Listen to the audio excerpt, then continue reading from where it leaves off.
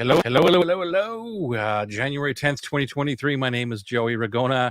Thank you for being here on Marketing Made Easy. Another amazing show prepared for you about 10 minutes ago, figuring, okay, what are we going to talk about today? And today I want to talk about productivity and habits and high leverage habits. That's what we're going to talk about today because this is the beginning of the year, one of the very best times. I guess there's always a good time to install a new habit into your routine. But hey, why don't we try now? And by the end of this year, we've got 12 epic habits in place. That is the plan, Sam. And there is not Sam, but Scott. Scott, my main man. How you doing?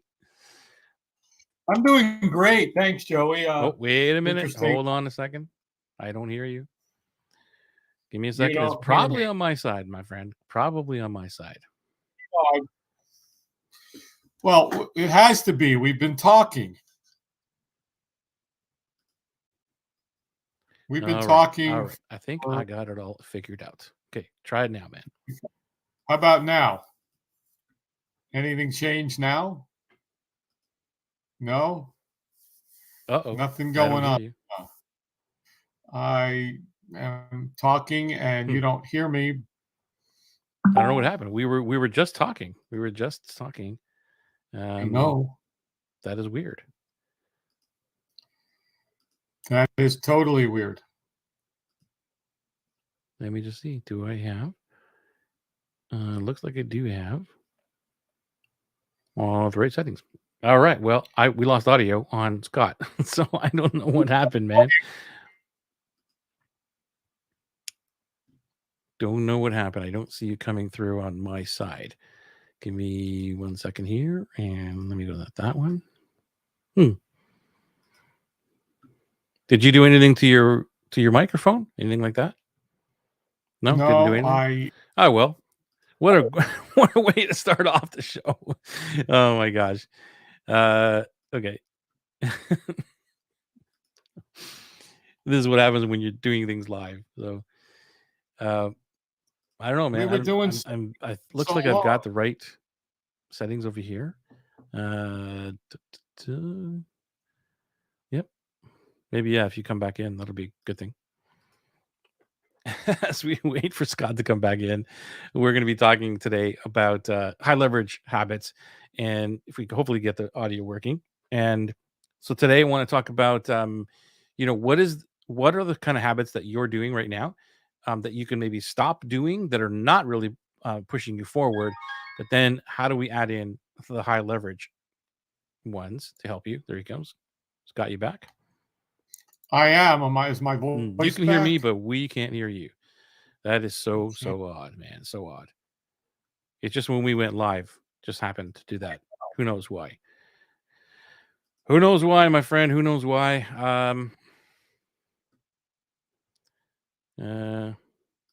Let's see here. Let me just change a couple of settings and come back into mic. I'm using Ecamm, so I'm trying to come through with a virtual mic. Try again. How about now? Yeah, we don't got you. Now? All right, nothing man. Now? No. It's I don't showing know what to do. I don't know what to do, my friend. We are. This is not happening. You can't hear yourself either, right? Coming through. I can hear you. I see that my voice. It says the host. Thanks for waiting, everybody, because we have. Oh, you are hearing him. Okay, you are hearing him. Wow. So I don't hear you. So that is odd. Thanks for letting me know, Daniel, because I'm not I'm not hearing him. Oh my gosh. So something happened to my audio. Okay. Thank you for letting me know that, because that means my headphones messed up again.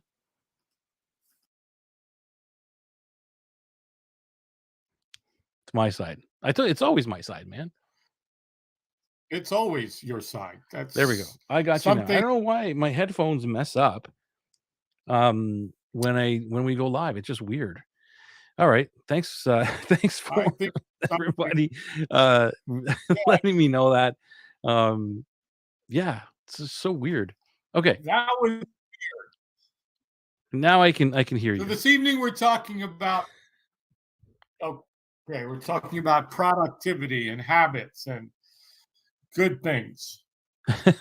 Yeah, tech is always awesome when it works, right, Daniel? It's so true. So true. But you know what? That's the way it goes, man. Like live live live happens. That's pretty cool. Live happens. Not life That's what happens. lives are all about. What are we, episode 150, what? I don't know, 154, Four? something like that. I think it's yeah.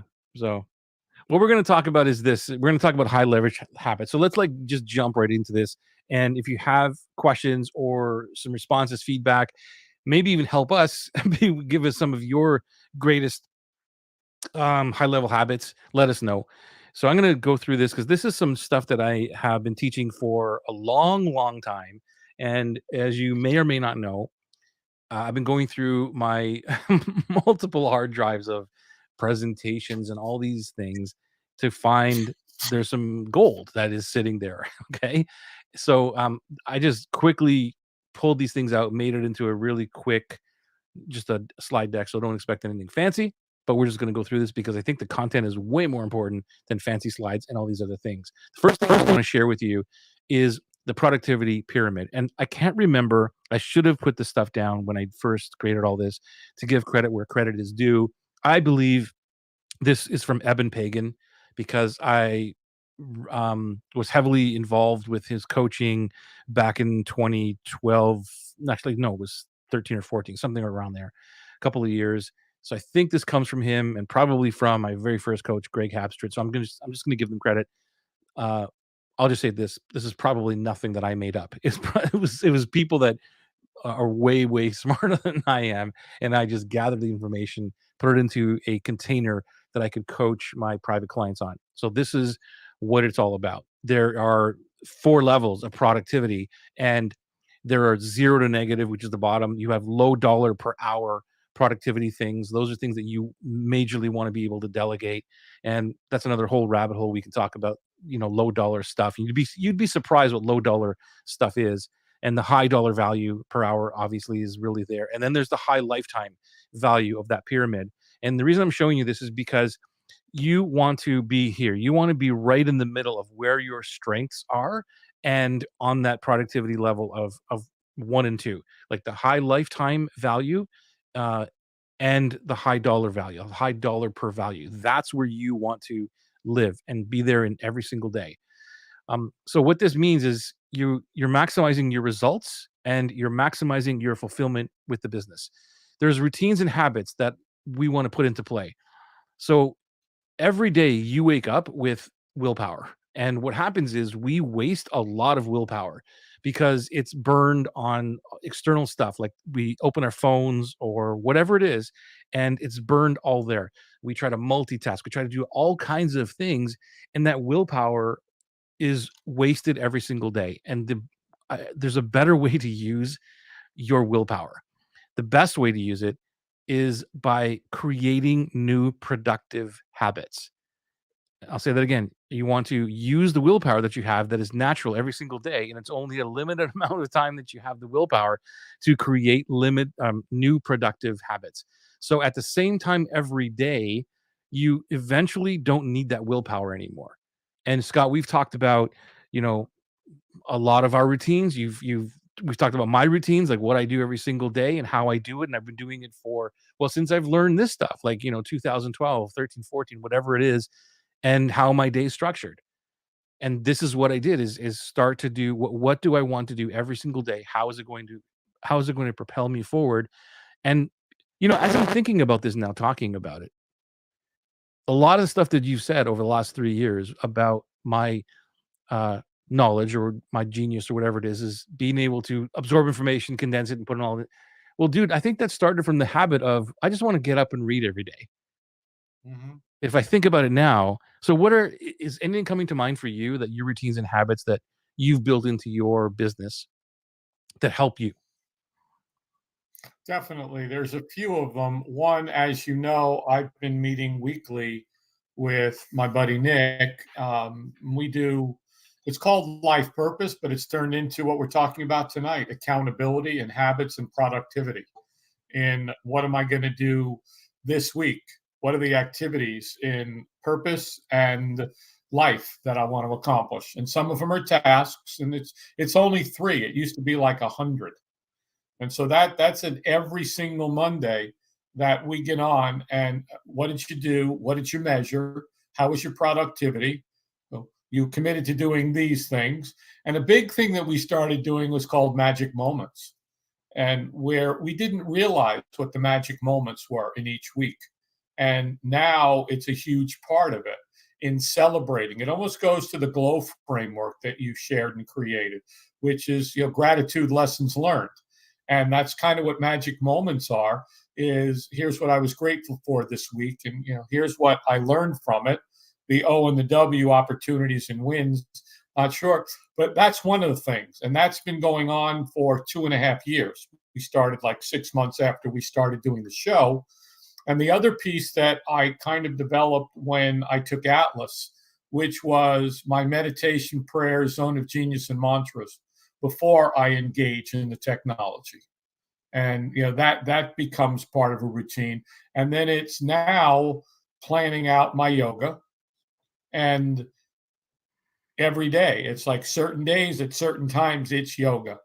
And then the rest of it is, as we've talked many times, is Pomodoros. What am I doing to be productive in income producing activities? And all the rest probably doesn't need to happen. So what is an income producing activity for you? For me, it's, because that goes back to the pyramid, just right, the high dollar per hour. Yeah, an income producing activity is, am I out doing prefluence, which is an income producing activity? Am I engaging with somebody? Am I working on a proposal? Am I figuring out what my group program is? Anything that's going to produce income. If I'm just goofing off with something, reading, you thought I read this book, and I hadn't, but I am, and I'm almost done with it. And right next to it, I have Bernadette Chiwa's marketing book. Yeah. And so to me, that's also part of it. This may not be directly an income producing activity, but it is, because when I get on with a consulting client and I was like, it comes from reading. So you and I are alike with that. I think and here's one of the things that I know that I learned this from Rich Sheffrin, and I was shocked at learning it, and it was a mindset shift for me. But all the reading is low income, and it's not even an income producing, because of it's knowledge, but you're not doing anything with it. What you just said is where it puts the income piece in. Whereas like now I'm using it with a consulting client, where I'm using it with all Right. of my clients and all my groups, my academy and Atlas and all that, where I'm using all that knowledge from the years of reading to help them. But I always thought, right, absorbing information was part of my income or my productivity or whatever. And it's really not. Right. It's No. it's not. And I was like shocked at it. And I'm like, holy crap. I had to reevaluate like what I was. It's more of the productivity than in terms of and not the income producing part of it. It's more of the productivity. Whereas like, am I being productive by reading every single day? And I thought I was like hours a day. And he's like, that's not productive. Productive is when it's put into play. What do you think? I agree 100% that, like today, what was productivity? I met with a client for 4 hours today. That's an income producing activity, because I was performing and consulting and executing and implementing. And then I was on with another coaching client, consulting client. Those are income producing activities. Anything that I do the next couple of days to potentially generate new business, new clients, is an income producing activity. Reading is not an income producing activity. Yeah. So I agree.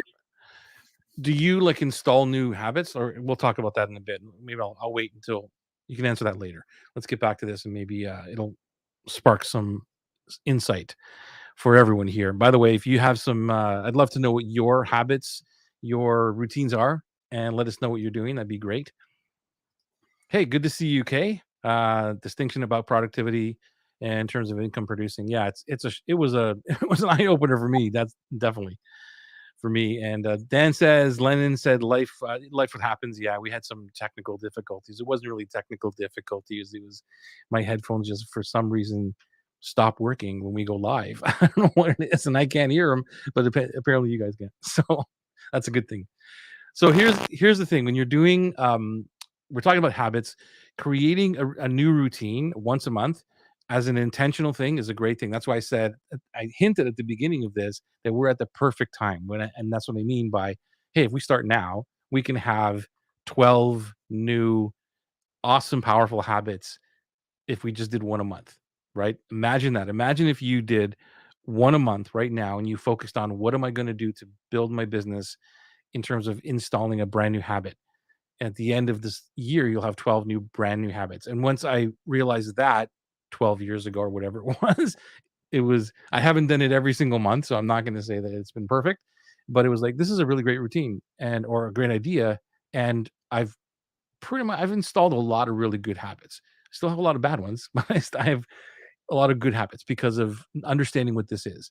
So you design each routine, what will that look like in order for you to begin that routine? Here's the thing. You're going to use your willpower to do this because it's really difficult to install a new routine or install a new habit. We all know this because there's resistance when we're doing something that we're used to doing something or or not used to doing something. There is always this resistance. And when you come back from one of those raw seminars, those things, and after a couple of days, you're like, I'm just going to get back into doing these things. There's always a challenge that comes up. So this is why willpower, I said at the beginning, is so important. Utilize that inbred part of who you are, willpower, to actually help you because the old you is going to fight you all the time. The habits are going to want to creep in, and you're going to always want to do the stuff that you're used to. Uh, I know I suffer from this. What about you, Scott? Um, Not much these days, lizard brain, because I think that I've figured out how to combat my lizard brain as far as I don't want to do anything more than the basic stuff. And because of the habits and routines I've created, that it's difficult for my lizard brain to rule me sometimes, even though it wants to. But I've got so many habits that I've developed around nutrition and exercise that you talked about in your example here business.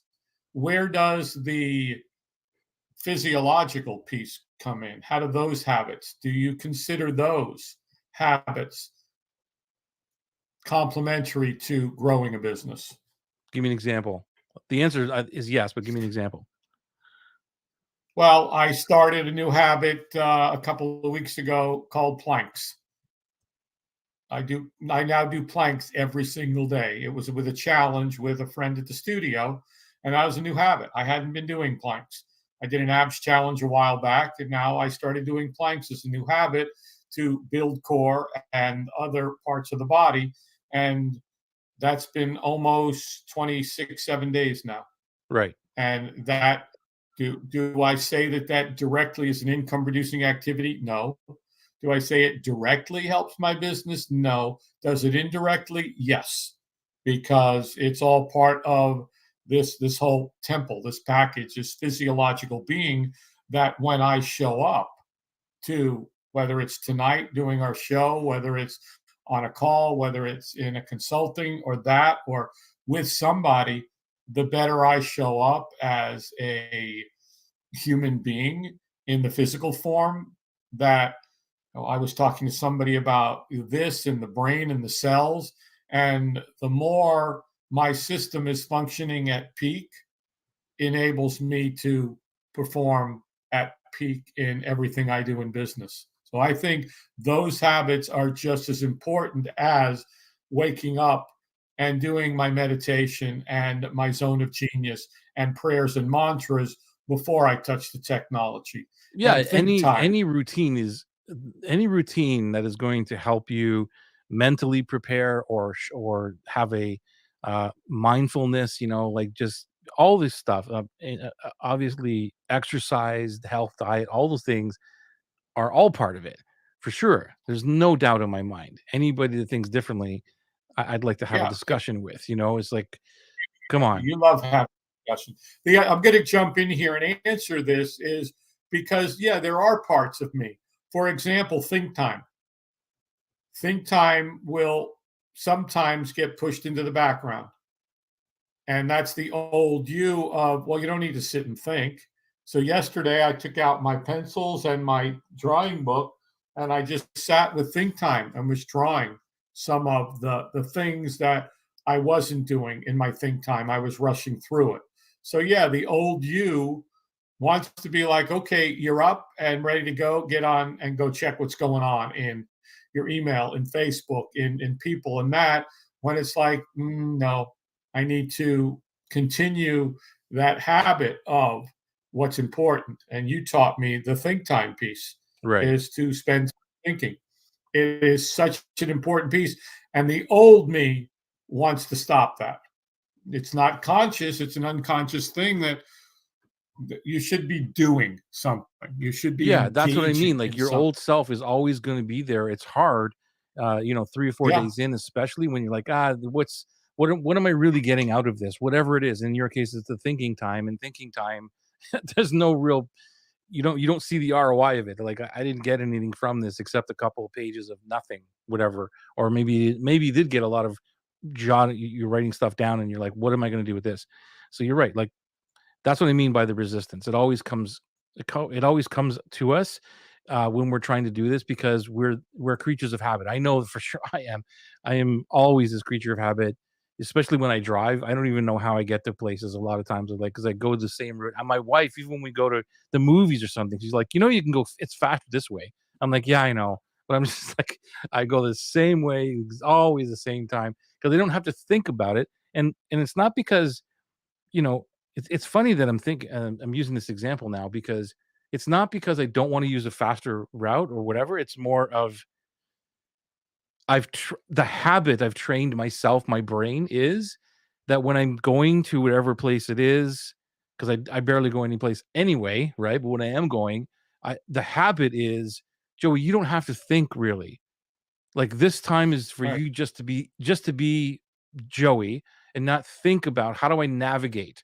So I've trained my brain to be that person so then when she suggests something different, I'm like, it's all good. We don't need to go that way. Just let me not think about anything and just draw. You know what I'm saying? It's kind of weird now that I'm thinking about this. Any thoughts? Do you have, well, no, yes, but I'm not sharing them because it's about you. And no, No. what do you have like, yeah, no thought. Do you have, and it's kind of like you get so used to, for 2.5 years, I got used to driving to the yoga studio every day. And I still go, not every day, but it's just, it's a whole different thing now because, I moved my office out of the studio and back Yeah. into the house. And now I still go to the yoga studio, but before it was like, okay, get up, have breakfast, go to the studio and do your stuff, your studio love, your think time, your that. Now it's get up, do your stuff here, and then at some point you're going to go to the studio. So Yeah. it's changed completely. I told you last week I moved out of the studio, my office, and I then spent 5 days with my son. He had a minor surgery. He's okay. He's fine. He's great. But it was totally out of what I normally do. And so yesterday was kind of like the first day in a different place with new habits and what am I doing and who am I meeting with and what do I have scheduled. So it's a whole new thing for me in a whole new period of time. And it's new habits. What are the habits that you've added into yours? You have a list of them or things that you like, I consciously planned what this was going to be and did it. Yeah. I mean, that's a good question. One of the I think in your situation right now, like it's a big change, and I think that I'll answer. I'll give. Yeah, I'll kind of answer it in a roundabout way. I'm coming back to it. I'm not avoiding it. But here, the first thought that comes to mind is to address what you're talking about, because a lot of people go through change sometimes, whether it's quitting a job or doing something new, whatever it is, and then what they do is because there's so much change happening, it's hard to put in all these habits all in one shot. So when I was one of the habits that I started this year is direct self-talk. Like, and I've been doing that now for the last 10 days. So that's the intention, to do every day positive self-talk. Like, over and above the stuff I already did with John Assaraf way back in 2007 and help, positively thinking, but this specifically is self-talk. And that is a new habit that I'm instilling to myself. So it's only been 10 days, but I'm pretty good at it. And by the end of this year, it'll be natural for me. And Lorna is actually, I just saw Lorna here. She's a master, I think, at reversing negative talk. And it's not that I have negative talk, but when I'm being way more aware of it.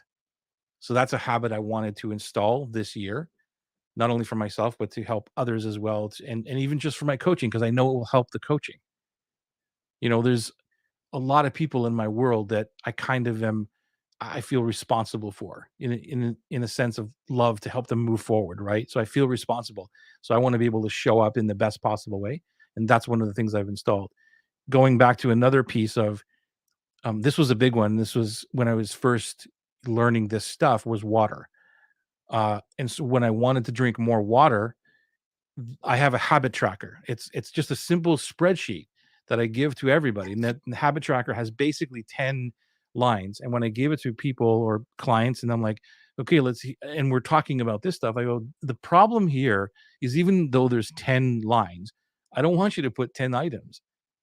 And I always give my example of water. When I wanted to do water, it was one thing, just I want to drink more water every single day, and you're tracking it. So it's got, and this is for anybody. Anybody can do this, and that's what I would suggest: is you put the habit in, and then use a spreadsheet or something, or even a piece of paper with 30 boxes. And it was on my desk. And every day, if I drank 3 liters of water, I would cross it off. And if I didn't do it, it wouldn't get crossed off.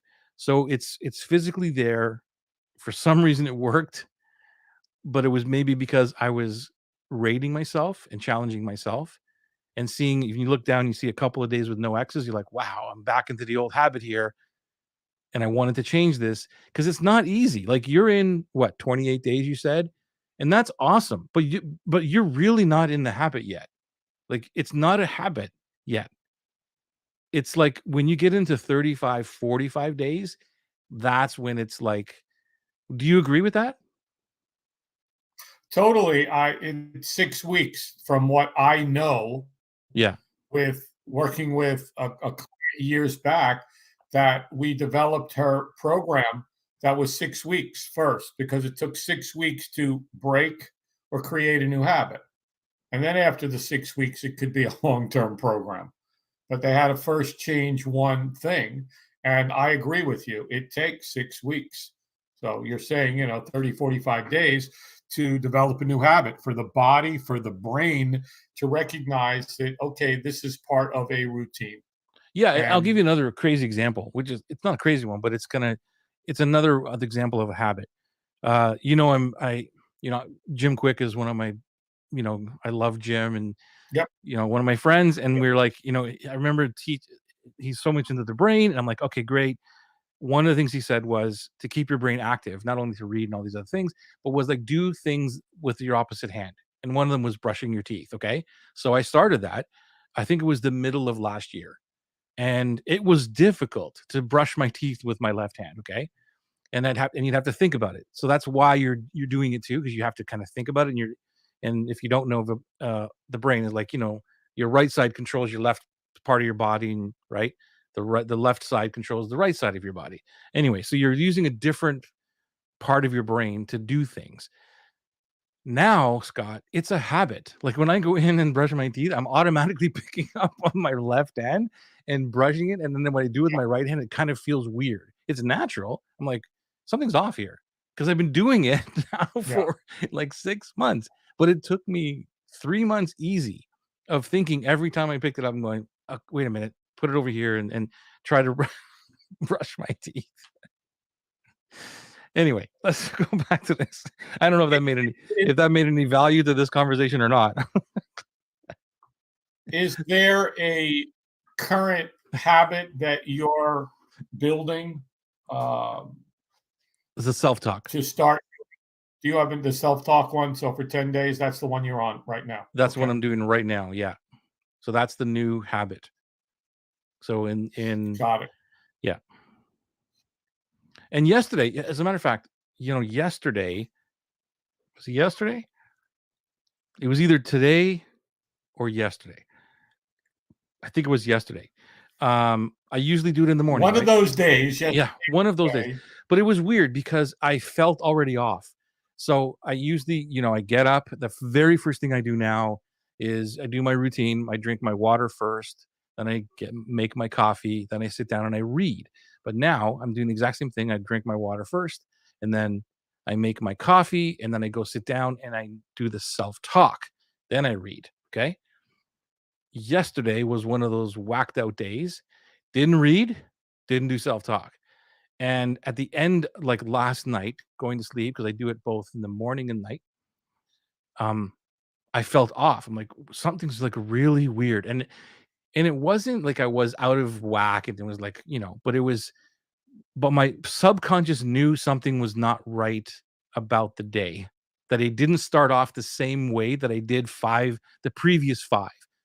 And I recognized that. It's so weird that I was consciously aware of what my subconscious was recognizing. Does that make sense? And so at the end of last night, it was a late night and I was tired and everything else. And I'm shutting things down here and I'm going, wait a minute. Again, something's off. I'm going to go. I got to go and do this self-talk thing because I could have went to sleep because I'll just do it tomorrow. And that was that was like a realization that this stuff is really starting to kick in. So that's one of the things that I'm on Yeah. right now. Okay, so this is my favorite part because you know me, I'm the simplifier. I love love simplifying everything, and I think this is going to freak a lot of you out when you see this. The first thing is that we have to recognize as entrepreneurs that we love, for some reason, complexity, adding unnecessary steps to get a result. I know this because I'm a simplifier, because I see people just adding complexity and I recognize it like bang, like why are you doing it that way? You don't need to do all of these things. So um it's just uncanny how many things we add in. And because every step that you do to do whatever it is decreasing your efficiency to get the thing done. And it increases the cost, whatever that cost is. It like your if it's costing you more time, then it's also costing you more money because you're worth a certain amount of dollars per hour. That's why I showed you at the beginning the pyramid. Are you doing high value, dollar per hour things? And if you are adding the complexity to it, you're wasting dollars. And that brings us to the law of complexity. Are you familiar with this, Scott? The law of complexity? No, I am not. Okay, you're going to love this. The law of complexity is there is a potential increase in cost and time in the number of mistakes when you add complexity, which means that not all complex processes that you do will suffer about this. It just means it's probable that they will. That it will increase dramatically as you add more things. The more complex things you do, right? Remember with the whole funnel things? I'm like, holy crap. Like, why do I need all of these things? Why am I whiteboarding all these things? Why am I doing all these things? Boom, Atlas is born. Well, I'm going to strip out all these things. I don't need to do all of these landing pages, all these funnels, all these things. Why don't I just do a two-step process? Let me chat with somebody and show them a Google Doc and see if they want to buy my stuff. That's it. It was take away all the steps. And lo and behold, it kind of worked. So if you're looking at something and it's not working or there's too many steps, take a look at it. Maybe you can reduce some of that and get away from the law of complexity. Because here's the difference between simple versus complex. This is the area that freaked me out. Brian Tracy suggests that the complexity of a process increases by the square of the number of steps in the process. So let's think about this. Number one, let's look at just one step, which is a very low complexity. You make a phone call. It's direct. There's no complexity to it. There's no mistake, or the mistake is only one misdialing. That's it. You can only make one little mistake on this. That's a simple process. When you add another step to it, a second step, you have now jumped to 4. The complexity has jumped to 4 because it's squared. So the likelihood of mistakes in the next step of this process has increased by 400%. So let me give you an example of this. Let's go back to the phone. Let's say you make a phone call and you have to relay a message. So because you have to relay a message, the complexity of that has increased, or the likelihood of a mistake has increased by 400% because you might not get that message right. Let's go a step further. Exponential increases. If you add another step, a third step, and this is just a simple phone call, right? The complexity level is 900%, 9 times the amount for potential mistakes and costs. This is why I'm all about simplicity. So let's say you ask somebody to ask someone else to make a call and relay a message and get an answer. That's a lot of complexity. So the whole thing is about reducing your complexity. The more you add steps to all this, the complexity skyrockets, and it takes forever to get things done because there's too many pieces to it. And the costs, they can go up. They could be insane. There's numerous mistakes that could happen, and then you speed up your ability to get results at a lower cost when you actually reduce them, when you simplify the things. Now I'll stop there because I know you probably have a lot to say there. Oh, there's a lot to say, and you and I were chatting about a couple of things. Last night we were chatting, and you were looking at something, and you were like, "There's nothing in Kajabi." I was like, "Why does there need to be anything in Kajabi?" There's a Facebook group, there's a YouTube channel, there's an invitation blueprint, and the whole Atlas methodology is in place. So that's all done. Keep it simple. Today, I was chatting with someone, and it was about keep it simple in everything. You know that now I'm talking about landing pages with a gift, extender, and one more in 3 emails. That's it. That's the whole complexity of the whole thing. And I keep hearing it is, how do you make it simple? How do you make it simple and easier? And even today, it was one thing that you're helping with. Goes back to the one big idea, and all this simplicity in what you're talking about goes to the one thing and the dream client. And it all comes together in how do you make it that it's easy? Because you're right.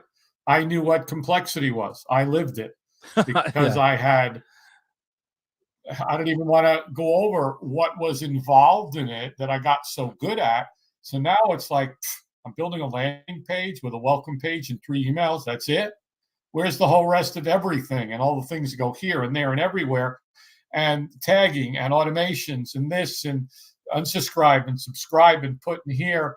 And that stuff, not only for us, but for the user, gets complex.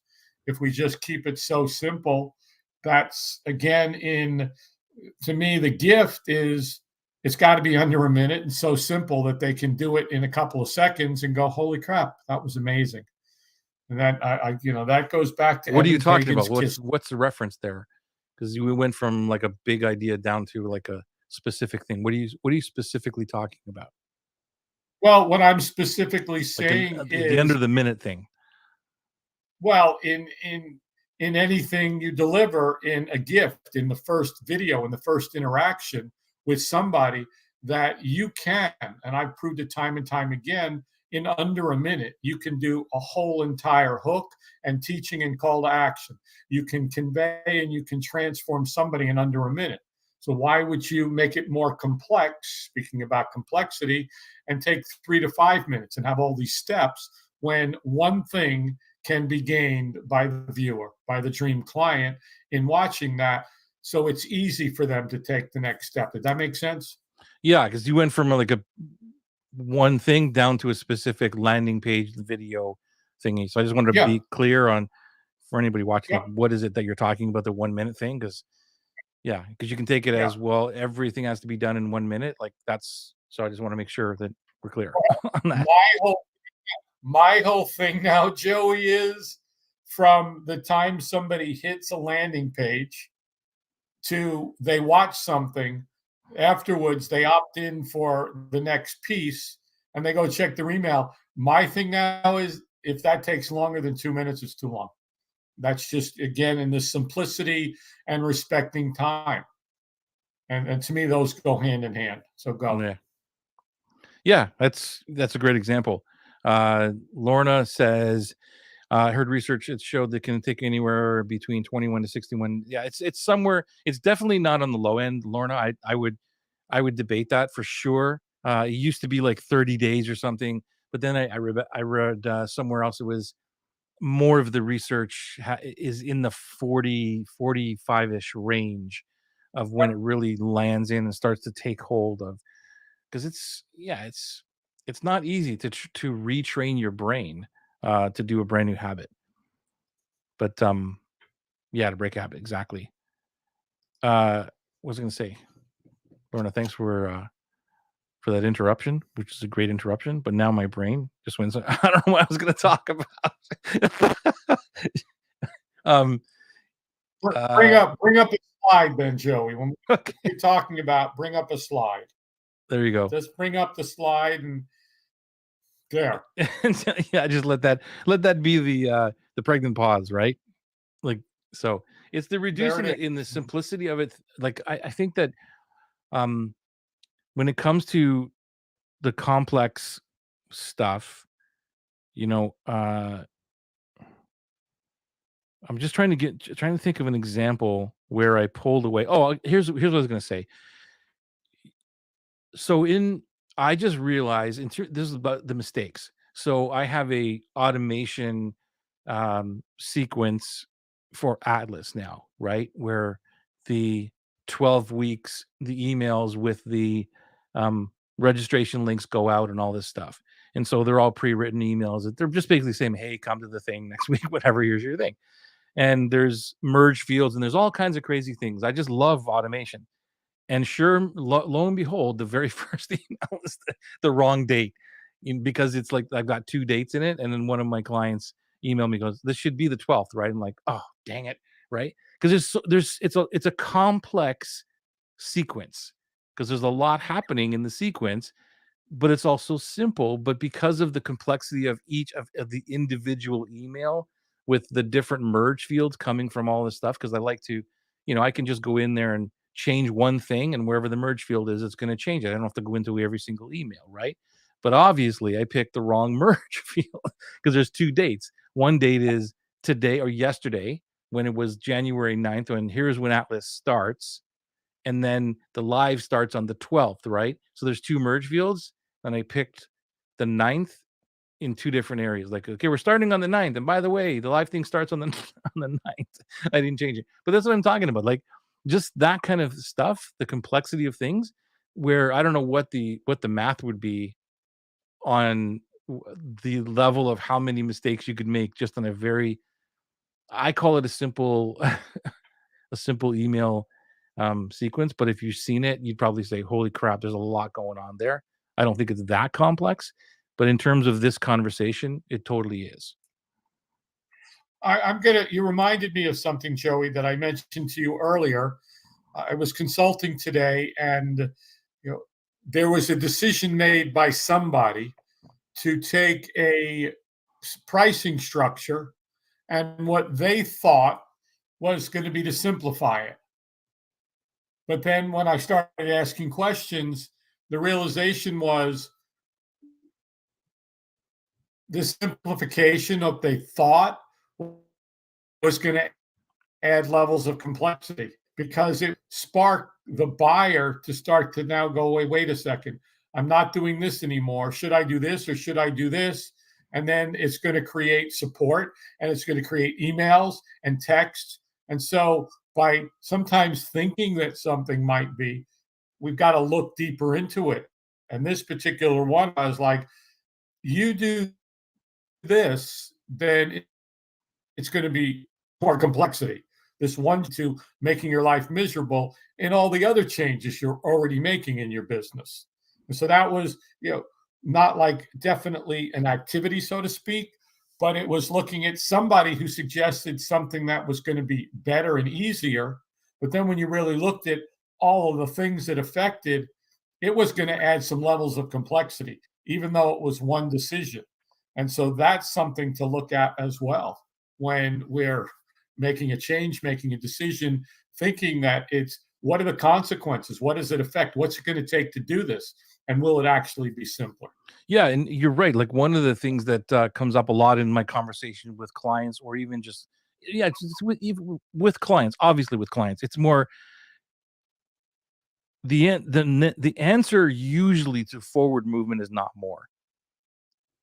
The answer to forward movement is usually not add more, but we think it Right. is. And at the beginning of it, remember I showed you that slide was like entrepreneurs love to throw in complexity. That's what I mean. They don't necessarily go in and how do I make this more harder? But because they're asking like what else can I do, or what can I add to this to make more money, or whatever it is, they're adding complexity to it. And I know because for me, when a couple of years back, I remember some of the advice I was getting was um, put out a landing or a lead magnet every week, and a lead magnet every week to see which one was going to work. And I tried to do that, and I wound up with about 100 of them, just pretty close to them, and 100 landing pages with split tests of most of them. And Right. a couple of years, about a year ago or whatever it was, I started to track, going back in and tracking all these things, and like, why do I have all this stuff out there? And to try, and so now I stopped, first of all, doing that, and then now it's made my life even more complex because now I have to go back to say where are all these pages? Where are all the links to all these pages? Because that's what I was doing, right? Blogging and okay, go here for this and go here for that, and like holy crap, and trying to figure all that out and try to undo it all is so complex now because it's a broken system. If I pull one thing down, it breaks, and that makes everything else that was attached to it obviously complex. And that was in my mind, in my view, it was the wrong thing for me to do. It was like, no, I get it. You're not going to get one lead magnet or gift, whatever, nailed the first time you do it. I know that you're supposed to be testing them, but this was like every week. And all I was doing was building, and now I'm trying to undo it. It's crazy stuff. I Uh, was on with a fellow today, Joey, and you know who he is, and he reached out to you, and he's looking for a funnel. And I looked at his program, I watched his course, I checked out his online assets, and I came back, and basically it was you need to be focusing on the one thing and build a landing page that everything goes to, all of it. You just throw it to. Now granted, I'll disagree with myself because you taught me this. Is it's the same landing page cloned twice but the same thing, so that hey Facebook friends, hey yeah, Instagram friends, YouTube friends, just without having to do Google Analytics and this and that and all these codes. It's like, oh, look, all these people that came in from YouTube went here and there. I should probably spend a little more time on YouTube right. because these other ones. But the whole thing was, and again, is same thing today. Let's get a landing page that's going to work, that's going to do the things that it's supposed to do, and send everything to it and figure it out and play with it and play with it and just keep doing it and tweaking it and tweaking it. Again, this is marketing. Seth Godin talks about that, where he started a company to do something and he didn't give it enough time. They gave up on it. But when you have 100 different lead magnets or 100 different products, there's no way that we can focus on the one thing and keep it simple, because it's like, okay, what am I going to today? I got to go check on that thing. I got to check this and that, and it's what you've come up with in Atlas and the simplification. It's just, no matter what I talk about now, it's how do we make this simpler?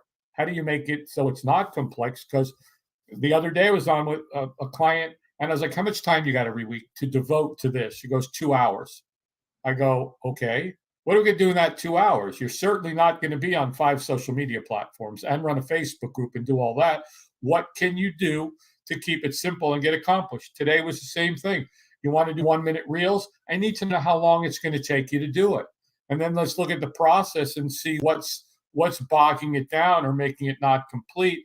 And how do we simplify it? Like you just read in there, what Brian Tracy said, every time you add something else, it squares the complexity. Yeah, And I again, that's always like that's one of the things that are always asked, and anybody who is going through Atlas or just even just talking about growing the business. That's the questions I'm always asking them is what does your life look like first? Because I mean, when I started coaching, whenever I start coaching with anybody, especially on a majorly high personal level, it's all about their life first. And it's not that I don't do it with anybody else, but I talk about the life first. But it's like I'm this black and white person. It's like here's the whiteboard. Let's put a thing down the middle, and what can you do and what can't you do? There's no gray area. There is no maybe. It's yes or no. And I'll give you an example of this where a lot of my first clients were people who were coming from jobs and they wanted to start a business and transfer into their full-time business and replace their job. And a lot of the conversations were around how much time do you actually have when you get home? Like, let's write out your day, because they all thought, well, I'll just come home and I'll just work on my business. Really? Are you kidding me? So when you come home, you mean the moment you open the door, you're going to be working on your business? No. Well, then what are you going to be doing? And then it ended up, well, they're home for like 2.5 hours, and if they got a kid or two, well, maybe that's 3 hours because you know what I mean. And then okay, now it's close to 10 o'clock. Are you going to be working on your business then? Well, I'm probably going to be tired. You know what I mean? So reality has to set in there. And that's where all these things come up that we're talking about too is, okay, what are the high value? If you've only got an hour before you have to go to bed to go to work the next day, what are the high value, productivity things that you need to do? Because you got no more willpower. I'll tell you that much at 11 o'clock at night. But you have to be productive if that's the only thing that you have to do. And for us, like however many hours, because you're absolutely right, however many hours we have to do, they have to be as productive as possible. They won't be 100%. There's some people who are great at this because I'm not 100% at it, but I'm getting good and better at it. But yeah. So and let me Joey, move into this conversation. So how do I simplify and better clarify my offers should be the new question. I don't know who that's from. that's from Angel, and I agree with her. Is when we look at it's how can we simplify and clarify our offers, not how do we make them more complicated. Again, I go back to the fellow I was talking about. Somebody gave him a proposal to do the same things that aren't working, which is, oh yeah, we'll run Facebook ads and we'll drive more traffic to an offer that's not working, because you need more traffic to an offer that's not working. And here, I like what Angel said. How do you look at an offer and say it's too complicated? How do you make it simple and clarify it? You're all about clarification, Mr. Oh my gosh, Clarification. yeah. Like, I have this last round of Atlas, it was really great because I had a couple of people who were asking me questions about the offer itself, or really not about the offer, but more about like, how does it all work? And so this is a great example. There's a couple of lessons in here. One was, that my word for the year is repurpose, right? Like, how do I make Joey's life better this year so I can repurpose what's happening? So I spent hours, I'm talking about hours, answering a couple of intense emails of very good but simple questions. What happens if this? What's that mean? What's this? I'm like, wow, these are really great questions. And some of it had to do with the offer too. But here's the deal. most of the answers were exactly the same. They were just different. And it wasn't because I'm trying to avoid them. It was because, wait a minute, my offer is really, really simple. And what it made me realize was, one, the offer that I did was simple. So I mean, how many times can I really say the same thing? But I'm going to answer each question. But more importantly, the questions taught me what the market out there believes and thinks and has been seduced to thinking and worried about. Like some of the questions, one question was, are we allowed to speak to people outside of the group? Think about that. Think about that question, Scott. Are we allowed to speak to the group members outside of the coaching? And I'm thinking, why not? Why, why? First of all, where do I have the power to stop you from talking to somebody outside the group? And who's telling you can't? Like, and that's the mentality. But I answered the question. I'm like, this is a great question. And it has nothing to do with the offer. It's more about how does it work. But it's like, don't make things so complicated when you have whatever it is you're doing. You can do this, but you can't do this, and all these other check boxes. You can't do all these things, right? Remember, and even when we talk about the guarantee, like guarantee is a whole other ball game. But we laugh at the guarantees that people have. Well, I guarantee your money back, except, and they've got this You whole have list, right? Wow. This whole list of To stuff that me, you have to do in order to get your money back. show me all your assignments that you completed. Unfortunately, that attaches to somebody who made that guarantee. And I told you, I had hired somebody to go through the program with me, paid for the program, did it in its entirety, how I do things. And then I was like, this thing didn't work. And when I went to get the money back, he was like, well, how about I put you in my other program? I'm like, why would I want your other program when the one I paid for that you guaranteed would work, that you give me my money back, and you don't want to give me my money back? Why would I go buy another program from you?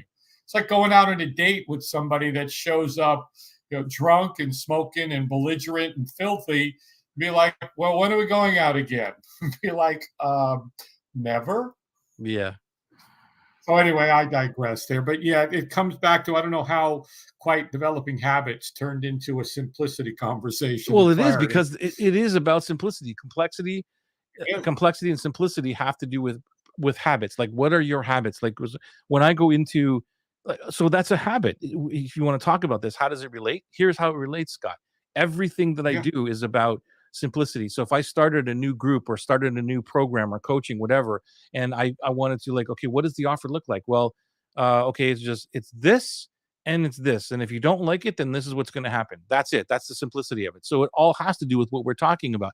My habit is the fact of, no, I'm just going to make sure that I show up, give 1,000 times the value of whatever they're paying, make sure that they're supported, all these things. And those are all habits that are incorporated with everything that I do. So this Right. this is definitely relative to what we're talking about. And then how do I make it very simple for someone to understand the both ends? Like, what if I don't like it? What if this happens? What if that happens? Well, you just get your money back, and there's no questions asked. What does that mean? That means that anytime within this period of time, which in my time is at least 90 days, which is really a small period of time, you get your money back with no questions asked. What does that mean? That means no questions asked. That means every single penny, including the merchant fee that I had to pay. You're going to get that. I'm not going to take that away from you. I'm not going to take a maintenance fee. Like everything else, you get 100% of your money back.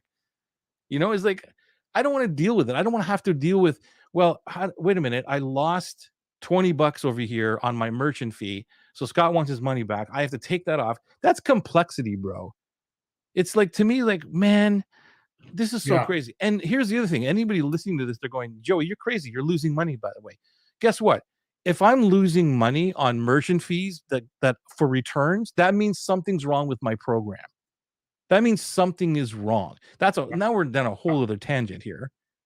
But true or not? Your Oh, Wi-Fi is like definitely really true. whacked out. That is complexity, and that is just I know. I know. Yeah, My so like Wi-Fi you know, isn't any it's better. like if you have if part of your complexity in this example, which we went down a rabbit hole, well, I went down a rabbit hole, then there's something else wrong. There's something else wrong. Yeah. And we always talk about, you know, well, I'm not going to give away, the reason I'm not giving away refunds or people have to do this or they have to whatever, and you're making it hard for people to get a refund, there's got to be a reason why. Why are people asking for refunds so often? So that to me is a complex thing going on. And why don't you just simplify it? Dan said, my late mentor used to say that life is simple. We just complicate it. Definitely right, Dan. Definitely right. My friend, another episode of Marketing Made Easy Yeah. has come to a close or is coming to a close. So thank you for being here. Thank you for enjoying this conversation. Hopefully you enjoyed the conversation and putting up with all the technical issues that we've had today, especially off the top. So thank you for putting up with that. Hashtag replay. If you're watching this on the replay, hashtag live. Well, we're over live now. And if you want to join us, by the way, in the Facebook group, this is where you can join us in the Facebook group, where we are in there every single day, helping you out, having epic conversations around all of this nice stuff to grow your business. Marketing Made Easy. My friend, Scott, any parting thoughts? No, excellent conversation on productivity and habits and simplicity. The three of them go hand in hand. If we want to be more productive, if we want to develop habits, then the simple ones that we map out are the ones that we're going to end up adding to our life. And as you said, do one a month for the next 12 months. And at the end, we got 12 new amazing habits. I look forward to hearing about your self-talk as it progresses, and I'll keep you abreast of mine and redeveloping for me some of my habits that now have to be done in a new location. Is there any new habit you're going to install besides the plank? Well, no, the plank is already done. I have to reinstall my morning routine, which I got away from this past week because I was in a different place, so I didn't do that. And Pomodoros need to be back in. I haven't done those in a while. Daily Pomodoros will be a new habit that I will, at least do, 2 a day. Nice. Yeah. Yeah, those are like game changers. So I do those that's, every day. oh yeah, Very, we've very done good. those. We've done, I don't know how many hundreds of them. So yeah, thank you. Great show. And we'll see you next week. All right, my